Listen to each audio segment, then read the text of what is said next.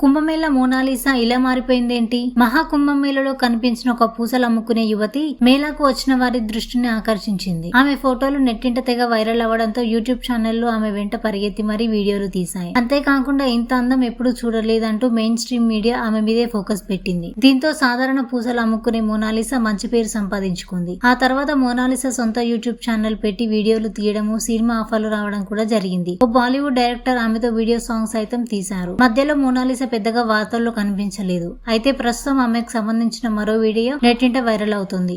వీడియోలో మోనాలిసా పూర్తిగా మారిపోయినట్లు కనిపిస్తుంది. మోనాలిసా కట్టుబొట్టు మార్చేసినట్లు తెలుస్తుంది.